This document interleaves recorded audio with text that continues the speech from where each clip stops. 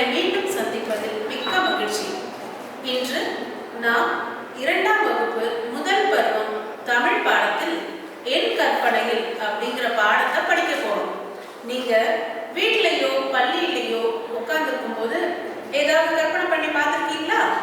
நான் டீச்சரா இருந்தா எப்படி இருக்கும், நான் ஒரு பறவையா இருந்தா இந்நேரம் பறந்து போய் எங்கெல்லாம் ஜாலியா சுத்திட்டு இருப்பேன், இப்படின்லாம் நமக்கு நிறைய கற்பனைகள் தோன்றும் இல்லையா? இந்த பாடம் இப்போ உங்களுக்கு ஏன் கொடுத்துருக்காங்கன்னா, இந்த எளிய கதைகளையும் உரையாடல்களையும் நீங்கள் கேட்டு புரிந்து கொண்டு அதற்கு ஏற்றாற்போல் வெளிப்படுத்தும் திறனை நீங்கள் பெற வேண்டும். அதுக்காக தான் உங்களுக்கு உரையாடல் கொடுத்துருக்காங்க. எனவே நான் சொல்லும் இந்த கற்பனை உரையாடலை நல்லா கேளுங்க குழந்தைகளே.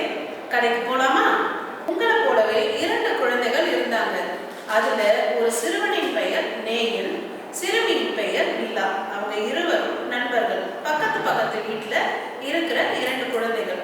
இருவரும் ஒரு விடுமுறை நாள்ல என்ன செய்யலாம் அப்படின்னு ரொம்ப யோசனை பண்ணாங்க. அப்படி எண்ணிய போது இருவரும் வீடு வரையலாம் அப்படிங்கிற முடிவுக்கு வந்தாங்க. வீடு வரையலாமா அப்படின்னு முடிவு செஞ்சுட்டு அவங்க போய் வரையலாமே அப்படின்னு நேயன் சொல்ல, நிலாவும் சேர்ந்து வரையலாம் அப்படின்னு முடிவு பண்ணாங்க. சரி, உங்களுக்கு வீடு வரைய தெரியுமா? சரி, இவங்க எப்படி வீடு வரையறாங்க நம்ம பார்ப்போமா? அப்போ நேயன் சொன்னான், உனக்கு பிடிச்சது போல வீடு வர நிலா அப்படின்னு சொன்னான். எனக்கு பிடிச்சதை நான் வரைகிறேன் அப்படின்னு சொன்னான். இருவரும் வரைய ஆரம்பிக்கிறாங்க. நிலா என்ன செய்யறா? கற்பனையா ஏன் வீட்டுல இருந்து பார்த்தா மழை தெரியும் அப்படின்னு சொல்றா. நான் வரைகிறேன் அப்படின்னு வரைஞ்சான்.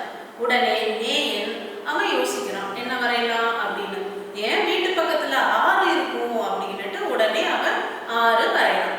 நிலா எங்க வீட்டுல 2 பக்கமும் மரம் இருக்கும் அப்படின்னு சொல்லிட்டு 2 மரங்களை வரையலாம். எங்க வீட்டுக்கு முன்னாடி பூச்செடி இருக்கும் அப்படின்னுட்டு நேயனும் அவன் வீட்டுக்கு முன்னாடி பூச்செடிகளை வரையலாம். எனக்கு நீல வண்ணம் பிடிக்கும், எனவே நான் என் வீட்டுக்கு நீல வண்ணம் தான் கொடுப்பேன் அப்படின்னுட்டு நிலா நீல வண்ணத்தை எடுத்து அவ வீட்டுக்கு கொடுக்குறா. நேயன் எனக்கு என்ன கலர் கொடுக்கலாம் அப்படின்னு யோசனை பண்ணிட்டு, எனக்கு மஞ்சள் வண்ணம் பிடிக்கும், அதனால நான் மஞ்சள் வண்ணம் அடிச்சுக்கிறேன் அப்படின்னுட்டு மஞ்சள் வண்ணத்தை அடிக்கிறான். உடனே நிலா, என் வீட்டுல எனக்கு பிடிச்சது பூனைக்குட்டி, எனவே நான் என்ன பண்றேன், என் வீட்டுல நான் பூனைக்குட்டியை வரைஞ்சிக்கிறேன் அப்படின்னு அவ பூனைக்குட்டியை வரைகிறான். நேயன் என் வீட்டுல வாத்து வரைஞ்சிக்கிறேன், எங்க வீட்டு தோட்டம் இருக்குல்ல அந்த தோட்டத்துல நான் வாத்து வரைஞ்சிக்கிறேன்ட்டு அவன் வாத்தை வரைகிறான். உடனே நிலா என்ன செய்யலாம், அடுத்தது நாம மரம் வரைஞ்சிருக்கோம்ல அந்த மரத்துல ஊஞ்சல் விளையாட போடலாம் அப்படின்னுட்டு, என் வீட்டு மரத்துல நான் ஊஞ்சல் ஆட போறேன், அதனால நான் ஊஞ்சல் வரைஞ்சிக்க போறேனே அப்படின்னு சொல்லிட்டு நிலா ஊஞ்சல் வரைகிறான். உடனே நேயன் நான் என்ன விளையாட்டு போடலாம் அப்படின்னு யோசிக்கிறான். உடனே என் வீட்டு படிக்கட்டுல நான் சறுக்கு பலகை போட்டுக்க போறேனே அப்படின்னுட்டு அவன் சறுக்கு பலகைய வரைகிறான். 2 பேரும் இப்போ வரைஞ்சி முடிச்சுட்டாங்க. அந்த வீடை பாக்குறாங்க. பார்த்தா நிலா வீடு நேயனுக்கு ரொம்ப பிடிச்சிருக்கு, நேயன் வீடு நிலாவுக்கு ரொம்ப பிடிச்சிருக்கு. உடனே நிலா என்ன சொல்றா, நீ வரைஞ்ச வீடு ரொம்ப அழகா இருக்கு அப்படின்னு நிலாவும் சொல்றா, நீ வரைஞ்ச வீடும் ரொம்ப அழகா இருக்கு அப்படின்னு நேயனும் சொல்றான். இதே மாதிரி நீங்க ஏதாவது ஒரு வேலை செஞ்சிருக்கும் போது அதை யாராவது பார்த்து ரொம்ப பாராட்டியிருக்காங்க அவங்கள, அப்படிலாம் பாராட்டும் போது நமக்கு எப்படி இருக்கும், ரொம்ப பெருமிதமா இருக்கும் இல்லையா? உங்களை யாராவது பாராட்டினா நீங்க என்ன செய்யணும், அந்த பாராட்டுகளுக்கு அவங்களுக்கு நன்றி சொல்லணும். இந்த ஒரு நல்ல நடத்தையை நாம கத்துக்கணும். சரி, இப்போ கற்பனை வீடு அவங்க வரைஞ்ச மாதிரி நாம வரையலாமா? உங்க பாட புத்தகத்துல தனிநபர் செயல்பாடு பகுதின்னு ஒண்ணு இருக்கு. அந்த பயிற்சியில உங்களுக்கான இடம் கொடுக்கப்பட்டிருக்கு. அந்த இடத்துல உங்களுக்கு பிடிச்ச மாதிரியான ஒரு வீடு வரைந்து அந்த வீட்டுல உங்களுக்கு பிடித்த விலங்குகள் இல்ல உங்களுக்கு பிடித்த தோட்டம் எப்படி இருக்கணும், மரம் இருக்கணுமா, என்ன மாதிரியா இருக்கணும், எல்லாமே உங்களுடைய கற்பனை திறனை பயன்படுத்தி நீங்க என்ன செய்யணும், அழகா வரையணும். இது உங்களுடைய படைப்பாற்றல் திறனை வளர்க்கும். அதற்காக தான் இந்த பயிற்சி கொடுக்கப்பட்டிருக்கு. சரியா குழந்தைகளே? சரி, நாம அடுத்தது இப்ப என்னன்னு கண்டுபிடிக்க போறோம். உங்க பாட புத்தகத்திலேயே எது யாருடைய வீடு அப்படிங்கிற ஒரு பயிற்சி இருக்கு. எங்க எடுங்க பாப்போம். அதுல பாத்தீங்கன்னா பாருங்க, 2 படத்தையும் ஒப்பிட்டு பாருங்க. நீல வண்ணம் ஒரு வீடு நீல வண்ணம் அடிச்சிருக்கு, ஒரு வீடு மஞ்சள் வண்ணம் அடிச்சிருக்கு. இப்ப யாருடைய வீடு நம்ம தான் கண்டுபிடிக்கணும். யோசனை பண்ணுங்க. நான் என்ன சொன்னேன்? 2 மரங்கள் வீட்டுக்கு முன்னாடி வரைஞ்சது யாரு? அந்த வீட்டுக்கு பின்னாடி கூட மரம் தெரியுது பார்த்தீங்களா? அப்போ இந்த வீடு யாருடைய வீடு கண்டுபிடிக்கிறீங்களா? வெரி குட், நிலா வீடு. அப்போ மஞ்சள் வண்ணம் அடிச்ச வீடு, தோட்டத்துல வாத்துக்கள் இருக்கும், வீட்டுக்கு பின்னாடி ஆறு இருக்கும், அவன் சொன்னதெல்லாம் பூச்செடிகள் இருக்கும். அந்த படத்தை பாருங்க. அது 2ஆம் வகுப்பு குழந்தை எவ்வளவு அழகா வரைஞ்சிருக்கிறான். அதே போலவே நீங்களும் உங்க வீட கலர் கொடுத்து அழகா வரையணும் குழந்தைகளே. சரி, இது யாருடைய வீடு கண்டுபிடிச்சிட்டீங்களா? நேயன் வீடு. சமத்து குழந்தைகள் நீங்கெல்லாம். சரியா? அடுத்தது இந்த எளிய கதை, இந்த உரையாடல் உங்களுக்கு பிடிச்சிருக்கா? இப்போ நீங்க படிச்சத ஒரு சிறிய சுயமதிப்பீடு செய்வோமா? சரி, என்னோட கேள்வி என்னன்னா, யாருடைய வீட்டுக்கு முன்னாடி 2 மரம் இருக்கு? சீக்கிரம் சொல்லுங்க. கண்டுபிடிச்சிட்டீங்களா? சரியான பதில், நிலா வீடு. யாருடைய வீட்டுக்கு முன்னாடி மரம் இருக்கு? நிலா வீடு. சரி, யாருடைய தோட்டத்துல வாத்துக்கள் இருக்கு? நேயன் வீடு. ஓகேவா? இப்ப அடுத்த பயிற்சிக்கு நாம போறோம். அது என்னன்னா, படித்து பழகுங்க. இப்ப நாம நிறைய பயிற்சிகள் எடுத்திருக்கோம் இல்லையா? அதை இப்ப கண் பார்த்த வார்த்தைகள், சொற்கள் எல்லாத்தையுமே நாம கத்துக்க போறோம். இந்த பயிற்சியில 2 சொற்களை அமைந்த தொடரா இருக்கு. அதனால இது உங்களுக்கு கொஞ்சம் புதுசு இருந்தாலும் மாணவர்களே அதை எப்படி படிக்கணும் அப்படிங்கிறத உங்களுக்கு நான் சொல்லித்தரேன். இப்ப நம்ம தெரிந்து கொள்வோமா? படம் வரையலாமா? சொல்லுங்க. படம் வரையலாமா? இதை எடுத்துக்கொண்டு எப்படி படிப்போம்? ப ட பட இம் படம். வரையலாமா? வரை வரை ய வரைய லா வரையலா மா வரையலாமா. இப்ப சேர்த்து படிக்க பார்ப்போம். படம் வரையலாமா. இதுல 2 வார்த்தைகள் இருக்கு, 2 சொற்கள் இருக்கு இல்லையா? அப்போ நாம அந்த இடத்துல ஒரு நிறுத்தம் பயன்படுத்தி தான் நாம படிக்கணும். படம் வரையலாமா. இப்ப உங்களுக்கு இது படிக்க தெரியுதா மாணவர்களே? அடுத்தது பாருங்க. பிடித்தது போல. பி டி பிடி இத் பிடித்த பிடித்த து பிடித்தது போ பிடித்தது போ ல பிடித்தது போல. உங்களுக்கு இப்ப படிக்க கத்துக்கிட்டீங்களா? இது மாதிரி ஒவ்வொரு எழுத்தையும் சேர்த்து படிக்கும்போது நமக்கு அந்த வார்த்தை மாறாம வரும். அடுத்த வார்த்தை இரு பக்கமும். இரு இரு ப இக் பக்க பக்க மு பக்கமும் இம் பக்கமும் இரு பக்கமும். அடுத்த வார்த்தை வீட்டிற்கு பக்கத்தில். வீட்டிற்கு பக்கத்தில். வி இட் வீட்டி வீட்டி இர் வீட்டிற்கு வீட்டிற்கு இப் வீட்டிற்கு பக்கத்தில். ப இக் பக்க பக்க இத் பக்கத்தி பக்கத்தி இல் பக்கத்தில். அடுத்த வார்த்தை ஊஞ்சல் ஆடலாம். ஊ இஞ்ச் ஊஞ்ச ஊஞ்ச இல் ஊஞ்சல். ஆட ஆட லா ஆடலா இம் ஆடலாம். ஊஞ்சல் ஆடலாம். சறுக்கி விளையாடலாம். சரு சரு இக் சருக்கி சருக்கி விலை விலை யா விளையாட விளையாட லா விளையாடலா இம் விளையாடலாம். திரும்பியும் அந்த வார்த்தைகளை நான் சேர்த்து படிக்கிறேன், கவனிங்க. படம் வரையலாமா. 2 வார்த்தைகள் சேர்ந்து ஒரு தொடரா இருக்கு. அப்போ கவனமா நாம படிக்கணும். படம் வரையலாமா. பிடித்தது போல. இரு பக்கமும். வீட்டிற்கு பக்கத்தில். ஊஞ்சல் ஆடலாம். சறுக்கி விளையாடலாம். அடுத்தது எழுதி பழகுக. அந்த பயிற்சியில உங்களுக்கு சிறு சிறு சொற்கள் தான் கொடுத்துருக்காங்க. நாம இந்த பாடத்துல படிச்சது அது மட்டும் இல்லாம நமக்கு தெரிந்த வார்த்தைகள் தான். அதனால இதை நாம படித்தும் பார்க்காம எழுதியும் பார்க்கணும். சரி, எழுதி பழகுவோமா? பாருங்க என்னென்ன வார்த்தைகள். ரொம்ப எளிமையான வார்த்தைகள். வீடு வீடு வீடு. தோட்டம்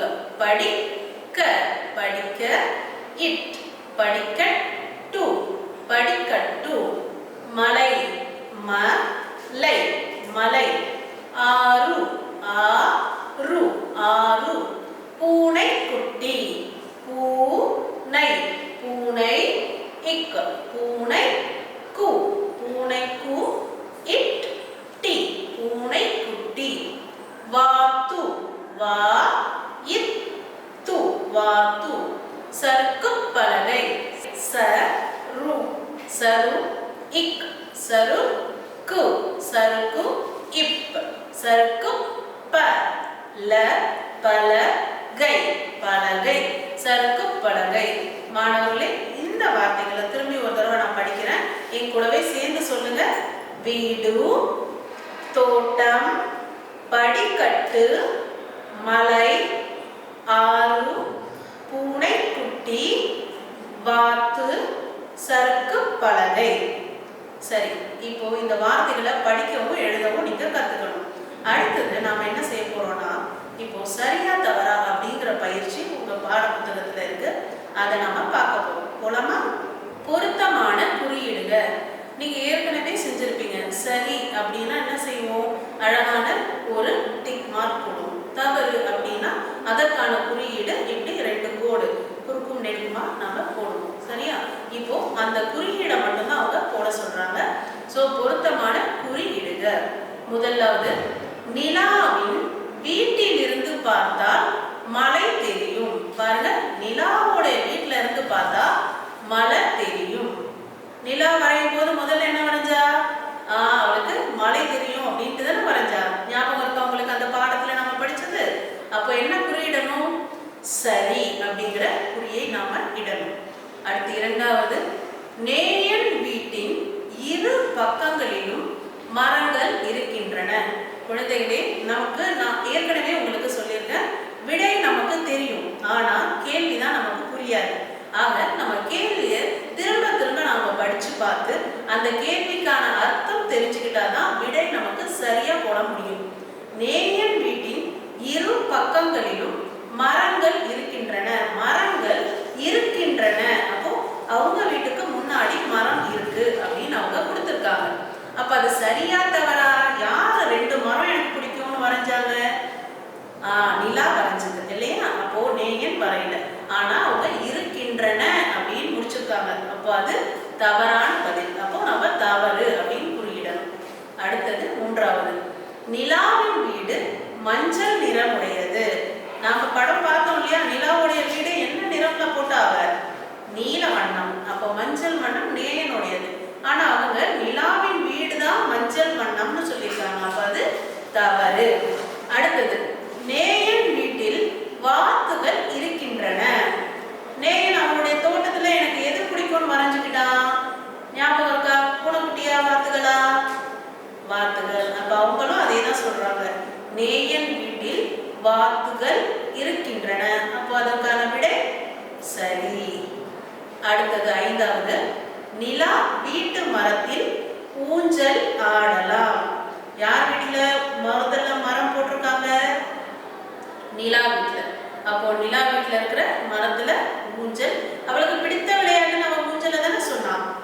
நேயன் என்ன சொன்னான்? அவனுக்கு பிடித்த விளையாட்டு சறுக்கு பலகை. சோ அப்ப நிலா வீட்டில் மரத்தில் ஊஞ்சல் ஆடலாம் சரியான பதில். இப்போ இதுக்கு குறியீடு இப்ப காமிக்கிற பாருங்க, அதுல போட்டிருக்கிற மாதிரியே உங்க பாட புத்தகத்துல நீங்க போட்டுக்கணும். சரியா குழந்தைகளே? அடுத்தது என்ன பார்க்க போறோம்னா, விடை எழுதுக. இதற்கான பயிற்சி உங்க பாட புத்தகத்துல இருக்கு. இதுல நேயன் நிலா இருவரும் என்ன வரைந்தார்கள்? யோசனை பண்ணி சொல்லுங்க. நேயனும் நிலாவும் என்ன வரைந்தார்கள்? 2 பேருமா சேர்ந்து என்ன வரைஞ்சாங்க? வீடு வரைந்தார்கள். அப்போ எப்படி அதுக்கான பதில் சொல்லணும்? வீடு வரைந்தார்கள் அப்படின்னு சொல்லக்கூடாது. நேயன் நிலா இருவரும் வீடு வரைந்தார்கள் அப்படின்னு ஒரு தொடரா நாம முடிக்கணும். நாம் 1ஆம் வகுப்பை முடித்துவிட்டு இப்ப 2ஆம் வகுப்புல இருக்கிறோம் இல்லையா? அப்போ இந்த வகுப்பிற்கு ஏற்ற திறன் நாம் என்ன செய்யணும்னா, வார்த்தைகளாக நம்ம பதில் அளிக்க கூடாது, ஒரு தொடரா நாம் அதை முடிக்கணும். அடுத்தது 2வது கேள்வி, நேயன் என்ன வரைந்தான். இப்ப சொல்லுங்க, யார் யார் என்னென்ன வரைஞ்சாலும் உங்களுக்கு ஞாபகம் இருக்கா? நேயன் என்னென்ன வரைந்தான்? நேயன் முதல்ல என்ன வரைஞ்சான்? அவன் வீட்டுக்கிட்ட என்ன போச்சு? 6. அப்போ 6. அடுத்தது பூச்செடி. அடுத்தது வீட்டு தோட்டத்துல ஏதோ வரைஞ்சானே அவனுக்கு பிடிச்சது, வாத்துகள். அடுத்தது அவனுக்கு பிடித்த விளையாட்டு சறுக்கு பலகை. அப்ப நேயன் என்னென்ன வரைந்தான்? நேயன் 6 பூச்செடிகள், வாத்துகள், சறுக்கு பலகை வரைந்தான். இப்போ உங்களுக்கு பதில் எப்படி எழுதணும் புரியுதா மாணவர்களே? நேயன் 6 பூச்செடிகள், வாத்துகள், சறுக்கு பலகை வரைந்தான். அடுத்தது 3வது கேள்வி. நிலா வரைந்த வீடு, அதை பற்றி 2 தொடர்களை எழுது. நிலா வீடு எப்படி வரைஞ்சிருக்கா அப்படிங்கிறத பத்தி 2 தொடர்கள் நீங்க தான் சொல்லணும். எங்க சொல்லுங்க பாப்போம். என்ன சொல்லலாம்? நிலா என்ன வண்ணம் அடிச்சா சொல்லலாம். அவளுக்கு பிடித்த ஒரு விலங்கு வரைஞ்சா இல்லையா, பூனைக்குட்டி, அதை சொல்லலாம். அப்புறம் முன்ன மலை தெரியும்னு சொன்னா, மரங்கள் இருக்கும்னு சொன்னா, ஊஞ்சல் சொன்னா, இதை வைத்து நீங்களா 2 தொடர்கள் சொல்லலாமே. யோசனை பண்ணி சொல்லுங்க பாப்போம் குழந்தைகளே. நிலா வீடு நீல வண்ணத்தில் இருக்கும், நிலா வீட்டு மரத்தில் ஊஞ்சல் ஆடலாம். அப்ப கூடவே கவனிச்சுக்கிட்டு வரீங்க இல்லையா? நிலா வீடு நீல வண்ணத்தில் இருக்கும், நிலா வீட்டு மரத்தில் ஊஞ்சல் ஆடலாம் அப்படின்னு சொல்லணும். ஓகே, இப்போ படத்திற்குரிய பெயர்களை கூறுங்கள் பார்ப்போம். இதுதான் நமக்கு கொடுக்கப்பட்டிருக்கும் பயிற்சி. இது போன்ற படங்களை நீங்களும் வரைஞ்சு பழகணும். ஏன்னா உங்களுடைய கற்பனை வீடு நீங்க வரையறதுக்கு இதெல்லாம் தேவைப்படும் இல்லையா? சரி, இப்போ அந்த படத்துல இருக்கிற என்னென்ன பெயர்கள் அப்படிங்கறத நாம பார்ப்போம். பாருங்க, கோட்டு படங்களா தான் இதுல இருக்கு. மிக மிக எளிமையான படங்கள். இதெல்லாமே அழகா கோடு இப்படி போட்டீங்க, அது மேலே இன்னொரு கோடு எடுத்தீங்கன்னா அழகா தெரியுது. இது என்னது? மலை. Very good. இது என்னது? மலை. அடுத்தது வளைஞ்சி நெளிஞ்சி போகுதே, என்னது? ஆறு. அடுத்தது மரக்கிளையில ஏதோ தொங்குதே, என்னது? ஊஞ்சல். அடுத்தது பாருங்க, மரம் எவ்வளவு அழகா ஈஸியா வரைஞ்சிருக்கிறாங்க, மரம். அடுத்தது பாருங்க, பூ வரையில பூச்செடி வரைஞ்சிருக்காங்க. அடுத்தது என்னது? வீடு. அடுத்தது பூனை. அடுத்தது வாத்து. இப்போ படத்திற்குரிய பெயர்களை எல்லாத்தையும் அந்தந்த கட்டங்கள்ல நீங்க தான் நிரப்பணும். பாருங்க, மலை, ஆறு, ஊஞ்சல், மரம், பூச்செடி, வீடு, பூனை, வாத்து. சரி குழந்தைகளே, இது உங்களுடைய பாட புத்தகத்துல இந்த கட்டங்கள்ல நிரப்பிடணும். ஓகேவா? இப்பொழுது நாம் ஒரு விளையாட்டு விளையாட போறோம். நான் ஒரு இடம் சொல்லுவேன், அங்க இருக்கிற பொருட்களின் பெயர்களை நீங்கள் தான் சொல்லணும். இங்க பாருங்க, வானம் இருக்கு. அந்த வானத்துல என்னென்ன பார்த்துருக்கீங்க? வானத்துல பறவை பறக்கும். மழைக்காலமா இருந்ததுன்னா என்ன தெரியும்? வானம் தெரியும், மேகம் தெரியும். இதெல்லாம் பார்த்துருக்கீங்க இல்லையா? இப்போ புரியுதா எப்படின்னுட்டு? இப்போ பாருங்க, நீங்களே நிரப்ப போறீங்க. எந்த இடம், என்ன பொருள், எந்த இடத்துல எந்த பொருள் இருக்கும்? வானம், வானத்துல பறவை பறக்குது, வானத்துல வானவில் தெரியுது, வானத்துல மேகம் இருக்குது. இப்ப நடுவுல அந்த மஞ்சள் நிற பகுதியில தான் எந்த இடம் நாம போட போறோம். அதுக்குரிய பொருட்கள் அந்த சிவப்பு பகுதியில இருக்கு. பாருங்க, என்ன வரும்? பழம், இலை, கூடு. பழம் எதுல இருக்கும்? செடியில இருக்கலாம். சரி, இலை அதுவும் செடியில இருக்கலாம். கூடு அது செடியில இருக்காது இல்லையா? அப்போ செடி வராது. வேற என்ன வரலாம்? கூடு எங்க இருக்கும்? மரத்துல. அப்ப இதுக்கான விடை என்னது? மரம். மரத்துல கூடும் இருக்கும், இலைகளும் இருக்கும், பழங்களும் இருக்கும். சரியா குழந்தைகளே? அடுத்தது பார்க்கலாமா? இப்ப பாருங்க, சிவப்பு வண்ணத்துல என்னென்ன கொடுத்துருக்காங்க? மீன், நண்டு, கப்பல். இப்போ மீன், நண்டு, கப்பல். கண்டுபிடிச்சிட்டீங்களா? உடனே சொல்லுங்க பார்ப்போம். மிகச்சரி. இது எல்லாமே எங்க இருக்கும்? கடல். சரியான பதில். அடுத்தது பாருங்க, அடுப்பு, மின் விசிறி, போர்வை. எங்க இருக்கும்? நம்மளுடைய வீட்டுல மின்விசிறியும் இருக்கும், போர்வையும் இருக்கும். அப்ப இதற்கான பதில் வீடு. இப்போ இது மாதிரி இன்னும் நிறைய இருக்கு இல்லையா? அதை நீங்களே ஒருத்தரா செய்யலாமா? எங்க பாருங்க, காடு. காடுல என்ன இருக்கும்? காடுனாலே நமக்கு பயம் இல்லையா? காடுல சிங்கம் இருக்கும், அப்புறம் புலி இருக்கும், அப்புறம் மரங்களும் இருக்கும் இல்லையா? மரங்கள் நிறைய இருந்தாலும் காடு அப்படின்னு நம்ம சொல்லுவோம். ஸோ காடுல சிங்கம், புலி, மரங்கள், இதைத்தான் நீங்க எழுதணும்னு இல்லை. உங்களுக்கு தெரிந்த வேறு கரடி, உங்களுக்கு என்ன தெரியுமோ நீங்க அதை கூட எழுதிக்கலாம். அடுத்தது பாருங்க, பள்ளி. பள்ளியில என்ன இருக்கும்? கரும்பலகை. கண்டிப்பா பள்ளியில கரும்பலகை இருக்கும் இல்லையா? அடுத்தது புத்தகம். பள்ளியில புத்தகங்கள் இருக்கும். அடுத்தது கொடி கம்பம். நாம கொடி இருக்கும் இல்லையா? கொடி கம்பம் இருக்கும். சரியா மாணவர்களே? இப்போ இந்த என்ன இடம், என்ன பொருள் அப்படிங்கிறது உங்களுக்கு தெரிகிறதா? இப்போ ஒரு எளிய படக்கதையை உங்களுக்கு நான் காண்பிப்பேன். அந்த இடத்துல நீங்க இருந்திருந்தா என்ன பதில் சொல்லியிருப்பீங்க?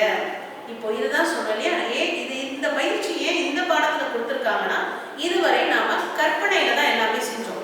அதே போல இந்த இடத்துல நீங்க இருந்திருந்தா அதோடைய பதில் கற்பனையா எப்படி நீங்க கொடுத்திருப்பீங்க அப்படிங்கிறத நீங்க சொல்லணும். இதனால் இந்த கதை படங்களை உற்று நோக்கி கற்பனையின் அடிப்படையில் உங்களுக்குரிய நடையில சொல்ல முடியும் அப்படிங்கிற திறன் உங்களுக்கு வரணுங்கிறதுக்காக தான் இந்த பயிற்சி. நம்ம போய் பார்க்கலாமா இந்த எளிய படக்கதைய? பாருங்க, குழந்தைகள் எல்லாம் விளையாடுற இடத்துல ஒரு மாற்றுத்திறன் குழந்தை இருக்கு இல்லையா? அந்த குழந்தைய கூட என்ன செய்யறாங்க மற்ற குழந்தைகள்? நீயும் வா விளையாடலாம் அப்படின்னு கூப்பிடுறாங்க. உடனே அந்த மாற்றுத்திறன் குழந்தை என்ன சொல்லுது? நானுமா? என்ன விளையாடுறது? எனக்கு காலுதான் இப்படி இருக்கு அப்படின்னு சொல்லி அவன் நினைக்கிறான். ஏன்னா அந்த குழந்தைய ஓடி விளையாட முடியாது இல்லையா? அதனால மற்ற குழந்தைகள்லாம் சேர்ந்து என்ன விளையாட்டு விளையாட சொல்லியிருப்பாங்கன்னு நீங்க நினைக்கிறீங்க? உடனே பாருங்க, அந்த மாற்றுத்திறன் குழந்தை விளையாடலாமே அப்படின்னு சொல்லுது. அப்ப அந்த இடத்துல என்ன விளையாட்டு விளையாண்டா அந்த குழந்தையும் சேர்ந்து விளையாடி இருக்கும்? எல்லா குழந்தைகளோடய சேர்ந்துதான் விளையாடணும்னு சொல்லியிருக்காங்க. சரி, இப்ப என்ன விளையாட்டு விளையாண்டு இருப்பாங்க? சதுரங்கம். சதுரங்கம் விளையாடலாமா அப்படின்னு அந்த குழந்தை கேக்குது. விளையாடலாமே அப்படின்னு சொல்லி 4 பேரும் சேர்ந்து அழகா விளையாடுறாங்க. சரி, இப்ப பாருங்க, ஒரு பூனைக்குட்டியும் ஒரு ஆட்டுக்குட்டியும் இருக்கு. இப்ப அந்த பூனைக்குட்டி கேக்குது, எங்க போற அப்படின்னு கேக்குது. உடனே ஆட்டுக்குட்டி, பசிக்குது, சாப்பிட போறேன் அப்படின்னு சொல்லுது. பசிக்குதா? இந்த சாப்பாடு அப்படின்னு சொல்லி, இந்த நீ சாப்பிடுறியா அப்படின்னு சொல்லி அந்த பூனைக்குட்டி சாப்பிடுற ஒரு குட்டி மீனை கொடுக்குது அந்த ஆட்டுக்குட்டிக்கு. ஆட்டுக்குட்டி மீன் சாப்பிட்டு பார்த்துருக்கீங்களா? அப்ப அந்த ஆட்டுக்குட்டி என்ன சொல்லியிருக்கோம்? மிக்க நன்றி, எனக்காக நீ கொடுக்குற, உனக்கு ரொம்ப நன்றி. ஆனா நான் என்ன பண்ணுவேன்? இலைத்தழைகளை மட்டும்தான் உண்பேன் அப்படின்னு அந்த ஆட்டுக்குட்டி சொல்லுது. இப்ப நீங்க ஆட்டுக்குட்டியா இருந்தா என்ன பண்ணிருப்பீங்க? இலைத்தழைகளை மட்டும்தான் நான் சாப்பிடுவேன்னு சொல்லியிருப்பீங்க இல்லையா? சரி, இப்ப அடுத்தது ஒரு குழந்தை அழகா பலூன் வச்சு ஊதுறாங்க பாருங்க. உடனே பலூன் பேசுது. பலூன் பேசுமா? பேசுது பாருங்க. அந்த நீல பலூன், ஐயோ நான் பெருசாயிட்டு இருக்கேன் அப்படின்னு, நான் பெருசா ஆகுறேன் அப்படின்னு ஜாலியா இருக்குது. ஆனா அவன் ஊதிக்கிட்டே இருக்கிறான். அப்புறம் கையில எடுத்து வச்சுட்டு கேட்கிறான், இன்னும் ஊதட்டுமா அப்படின்னு கேட்கிறான். உடனே அந்த பலூன் என்ன சொல்லியிருக்கோம்? எப்படி பாக்குது பாருங்க அந்த பலூன். அதோடைய முகத்தை வச்சு நீங்க சொல்லலாம். அது என்ன சொல்லியிருக்கோம்? வேண்டாம் வேண்டாம், இதுக்கு மேல ஊதுனா நான் வெடிச்சிடுவேன் அப்படின்னு சொல்லியிருக்கோம். இப்போ நான் உங்களுக்கு சில படங்களை காட்டுவேன். அதில் என்ன நிகழ்வு அல்லது என்ன செயல் நடைபெறுகிறது அப்படிங்கிறத நீங்கள் சொல்லணும். அது மட்டும் இல்லாமல் அந்த செயல் யார் செய்கிறார்கள் அப்படிங்கிறதையும் நீங்கள் சொல்லணும். இது நடைமுறை இலக்கணம் அப்படிங்கிற பகுதியாக உங்களுக்கு கொடுத்துருக்காங்க. அப்போ நம்ம இதில் என்ன செய்ய போகிறோம்? யார் என்ன செய்கிறார்கள் அப்படிங்கிறத நாம் சொல்லுவோம். பாருங்கள், பார்ப்போம். முதல்ல ஒரு சிறுமி என்ன செஞ்சிட்ருக்கா? தூங்குகிறா இல்லையா? இப்போது இதில் பெயர் என்ன? சிறுமி. அவள் என்ன செஞ்சிட்ருக்கா? தூங்குகிறாள். சரியா? அப்போ எப்படி இதை சொல்லணும்? பெயர் சிறுமி. சிறுமி என்ன செய்து கொண்டிருக்கிறாள்? தூங்குகிறாள். அப்போ செயல் தூங்குகிறாள். இப்போ உங்களுக்கு புரியுதா? சிறுமி தூங்குகிறாள். அப்போ பெயரையும் செயலையும் நாம் அதுக்கு கோடிட்ட இடங்களில் சரியாக எழுதணும். இப்போ அடுத்த படத்தை பார்ப்போமா? பட்டம். பட்டம் என்ன பண்ணிகிட்ருக்கு?